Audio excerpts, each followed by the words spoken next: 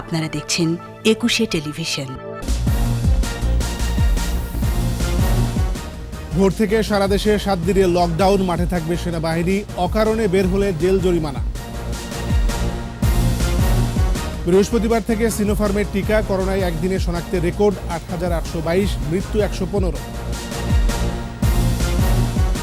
মহামারীকালের দ্বিতীয় budget pass, বিরোধী দলের তোপের মুখে স্বাস্থ্য ও শিক্ষামন্ত্রী।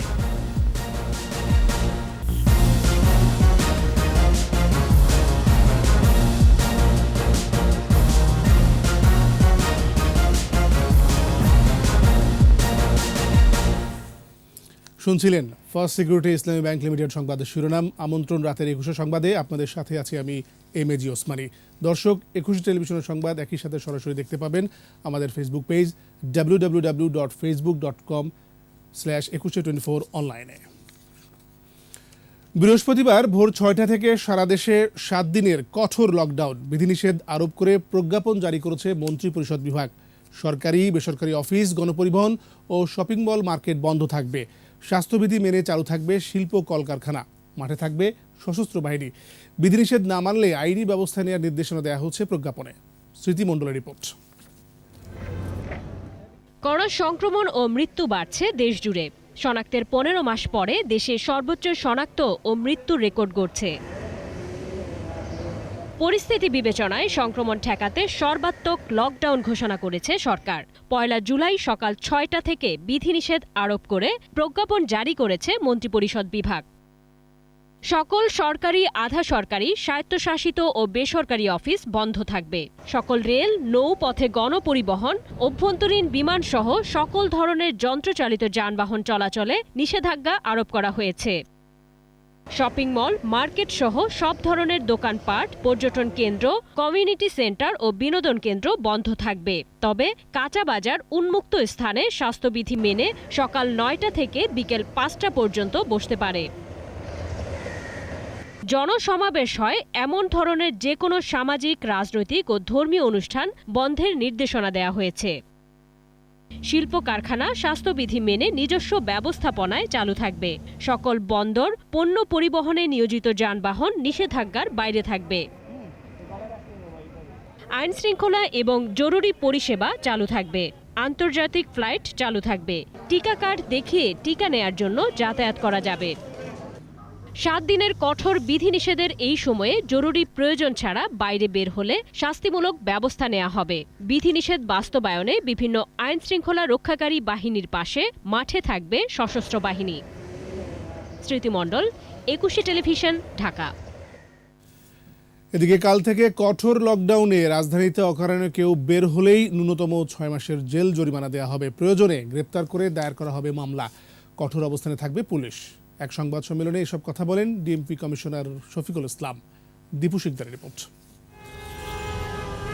বৃহস্পতিবার থেকে ৭ দিনের কঠোর লকডাউনে মাঠে থাকবে আইনশৃঙ্খলা রক্ষাকারী বাহিনী।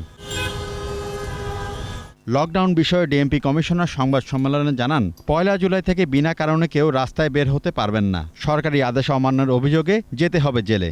সঙ্গত কারণ না দেখাতে পারলে তাকে গ্রেপ্তার করব। এবং যদি এমন হয় যে ডিএমপি তো প্রথম দিনে ৫,০০০ লোক গ্রেপ্তার হয়েছে এবং তাদের বিরুদ্ধে মামলা নিয়ে তাদের মানে আদালতে চালান করা হয়েছে, সেরকম পরিস্থিতিও হতে পারে। মোবাইল কোর্টের এই ধারাটি একেবারে আমলযোগ্য কগনিজেবল অফেন্স। এটিতে মামলা করাটাই বিধিও এবং নিয়মিত মামলা হবে।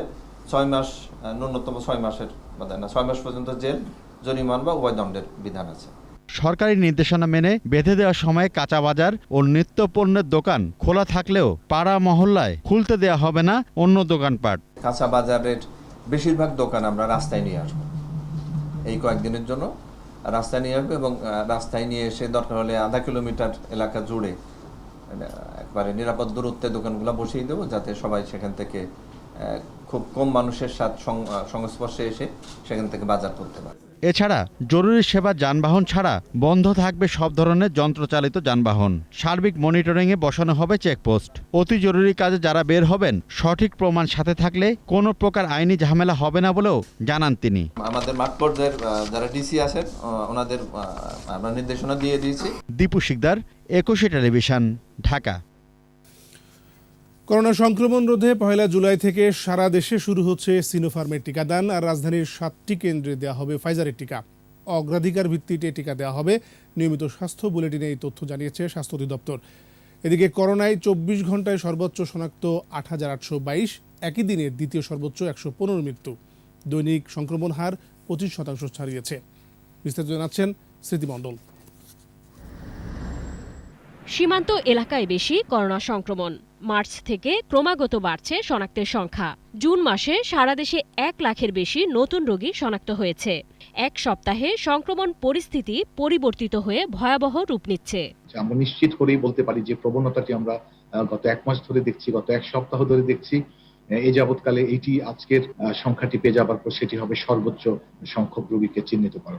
করোনার সংক্রমণ রোধে বৃহস্পতিবার থেকে সারা দেশে চীনের সিনোফার্মের টিকা দেয়া শুরু হবে। ভার্চুয়াল স্বাস্থ্য বুলেটিনে বলা হয়, অগ্রাধিকার তালিকায় যারা আছেন তারা টিকা পাবেন।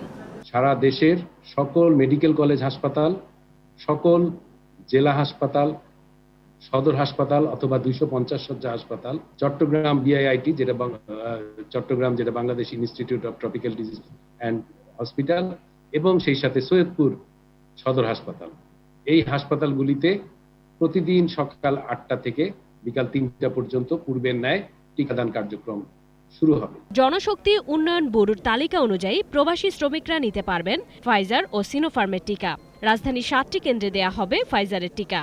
ঢাকা মেডিকেল কলেজ হাসপাতাল, সলিমুল্লাহ মেডিকেল কলেজ হাসপাতাল, শহীদ সোহরাওয়ার্দী মেডিকেল কলেজ হাসপাতাল এবং মুগদা মেডিকেল কলেজ হাসপাতাল, বঙ্গবন্ধু শেখ মুজিব মেডিকেল বিশ্ববিদ্যালয় এবং সেই সাথে আমাদের শেখ রাসেল গ্যাস্ট্রোলিভার হাসপাতাল এবং কুর্মিটোলা জেনারেল হাসপাতাল। যেখানে নির্দেশনা আছে যে ফাইজার অথবা মডার্না ছাড়া যেতে পারবেন না, সেই দেশের নাগরিকেরা যারা যাবেন তারা এই কেন্দ্রগুলো থেকে, এই প্রবাসী শ্রমিক ভাইরা তারা অবশ্যই টিকা নিতে পারবেন। অগ্রাধিকার প্রাপ্তরা ভ্যাকসিনের জন্য বুধবার থেকেই নিবন্ধন করতে পারবেন বলে জানিয়েছে স্বাস্থ্য অধিদপ্তর। এদিকে স্বাস্থ্য অধিদপ্তরের তথ্য অনুযায়ী করোনায় 24 ঘন্টায় 35,105টি নমুনা পরীক্ষায় শনাক্ত 8,822, যা এ পর্যন্ত সর্বোচ্চ। মোট শনাক্ত 9,13,258। একই দিনে দ্বিতীয় সর্বোচ্চ মৃত্যুর রেকর্ড 115। মোট মৃতের সংখ্যা 14,503। সুস্থ হয়েছে 4,550। পরীক্ষা বিপরীতে দৈনিক সংক্রমণ হার বেড়ে হয়েছে 25.13%। সুস্থতা কমে হয়েছে 89.38 এবং মৃত্যু 1.59%। 24 ঘন্টায় সবচেয়ে বেশি মৃত্যু খুলনা বিভাগে 30 জন, চট্টগ্রাম ও রাজশাহী বিভাগে 23 জন করে মারা গেছে। ঢাকা বিভাগে 17 ও রংপুর বিভাগে 11 জনের মৃত্যু হয়েছে। স্মৃতিমণ্ডল, 21 টেলিভিশন, ঢাকা। 2 অথবা 3 জুলাই কোভ্যাক্স থেকে 25 লাখ ডোজ টিকা পাওয়া যাবে, জানিয়েছেন পররাষ্ট্রমন্ত্রী ডক্টর A.K. আব্দুল মোমেন। বিভিন্ন দিক থেকে চেষ্টা করি। তো সুখের বিষয় যে আমাদের এখন মোটামুটি একটা লাইন ধরেছে।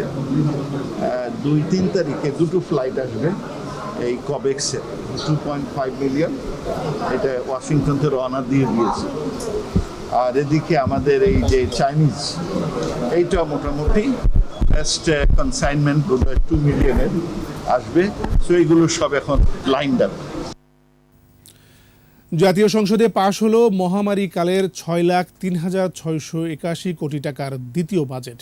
কণ্ঠভোটে 12টি ছাঁটাই প্রস্তাব নাকচ করে 59টি দাবিও পাশ হয়েছে। স্বাস্থ্য, শিক্ষা ও আইন মন্ত্রণালয়ের কার্যক্রম নিয়ে বিরোধী দলীয় সাংসদরা প্রশ্ন তুলেছেন। এর ব্যাখ্যাও দিয়েছেন সংশ্লিষ্ট মন্ত্রীরা। আরও জানাচ্ছেন আকবর হোসেন সুমন। একাদশ জাতীয় সংসদের ত্রয়োদশ অধিবেশনের শেষ কার্যদিবসে সর্বসম্মতিক্রমে পাশ হয় 2021-22 অর্থবছরের বাজেট। নির্দিষ্টকরণ বিল 2021 এই মহান সংসদে পাশ করা হোক।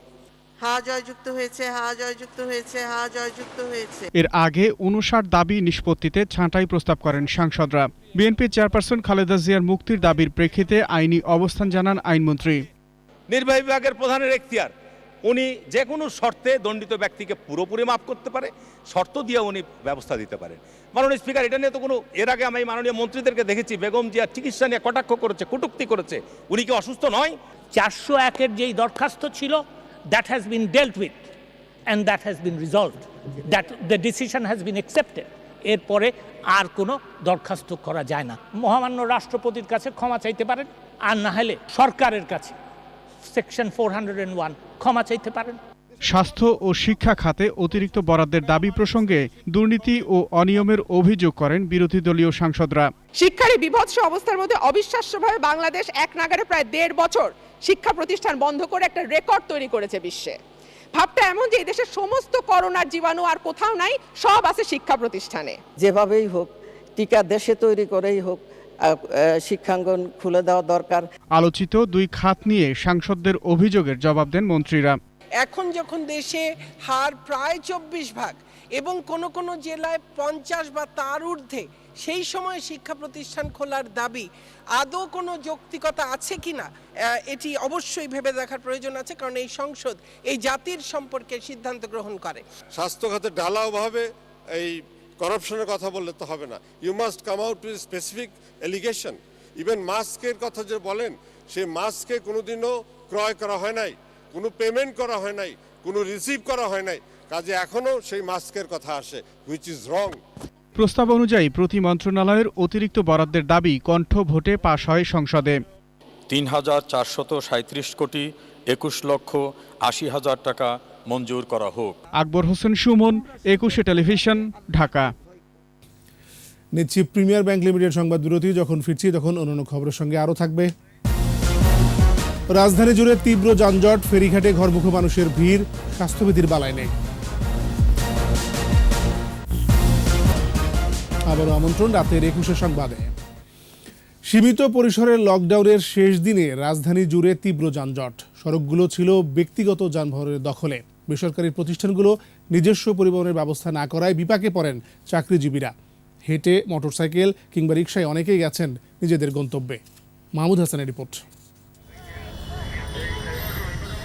সীমিত পরিসরের লকডাউনের শেষ দিন।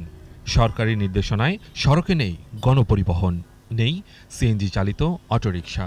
রাজধানীর সড়কগুলো ব্যক্তিগত যানবাহনের দখলে, আর এতেই এই যানজট। গণপরিবহন না থাকায় অফিসগামীদের গন্তব্যে পৌঁছতে রিকশা, মোটরসাইকেল ও ভাড়ায় চালিত ক্যাব ব্যবহার করতে হয়েছে। যানজটে আটকে থাকতে হয় ঘন্টার পর ঘন্টা। পুলিশ বলছে, গণপরিবহন বন্ধ থাকায় সাধারণ মানুষ রিকশার মতো ধীরগতির যানবাহন বেছে নেয় যানজটের সৃষ্টি হয়েছে। রাস্তায় দেখতেছেন যে ধীরগতি সম্পন্ন এবং দ্রুতগতি সম্পন্ন গাড়ি পাশাপাশি চলছে, যার কারণে মনে হচ্ছে যানজট। অনেকে আবার জরুরি প্রয়োজনেই বের হন বাসা থেকে।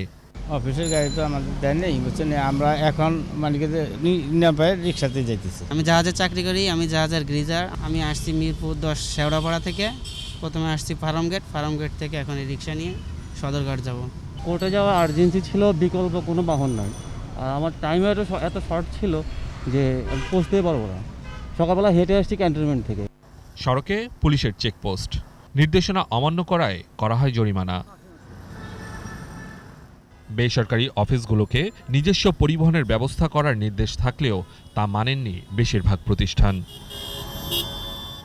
মাহমুদ হাসান, 21 টেলিভিশন, ঢাকা। রাজশাহীতে সামান্য কমলেও সীমান্তের বেশিরভাগ জেলায় বেড়েছে করোনা সংক্রমণ। করোনা ও উপসর্গ নিয়ে বিভিন্ন জেলা ও মেডিকেল কলেজ হাসপাতালে 81 জনের মৃত্যু হয়েছে। কঠোর লকডাউনের আগে ফেরিঘাটে বাড়ি ফেরা মানুষের ভিড়। প্রতিনিধিদের সহায়তায় সমর ইসলামের রিপোর্ট। রাজশাহী মেডিকেল কলেজ হাসপাতালের করোনা ইউনিটে 12 জনের মৃত্যু হয়েছে। তবে জেলার সংক্রমণ 4.86% কমে 2.06% নেমেছে।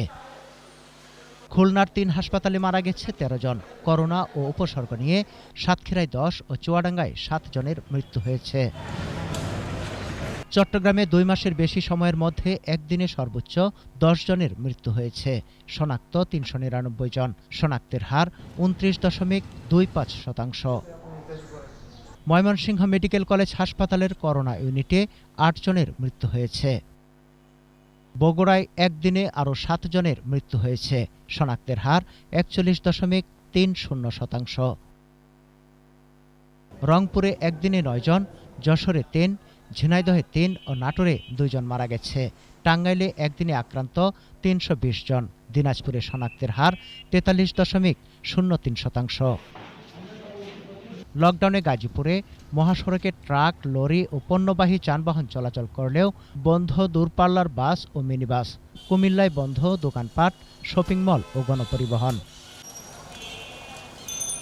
বান্দরবান ও মাদারীপুর সহ বিভিন্ন স্থানে উপেক্ষিত স্বাস্থ্যবিধি। দিনাজপুরের হিলি সহ বিভিন্ন স্থানে চলছে জনসচেতনতামূলক প্রচারণা ও মাস্ক বিতরণ।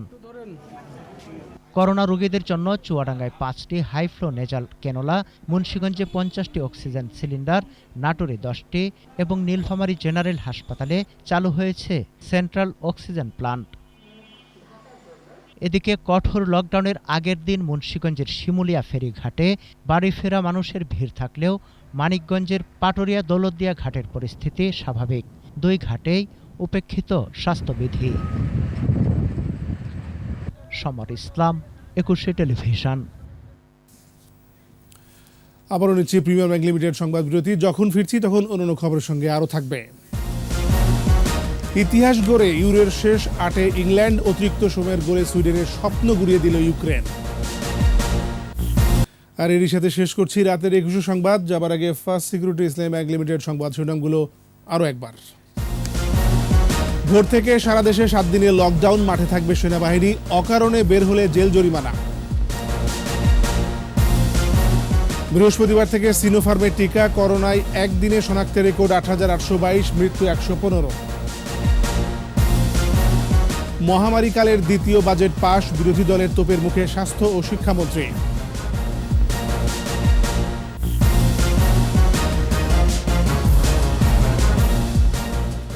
সর্বশেষ খবর জানতে ডায়াল করুন 202 নম্বরে, আর ভিজিট করুন 21tv.com ওয়েবসাইটে। এছাড়া ফেসবুকে ভিজিট করতে পারেন facebook.com/2124 অনলাইনে। 21-এর খবর দেখুন, 21-এর সাথেই থাকুন। স্বাস্থ্যবিধি মেনে চলুন, সুস্থ থাকুন।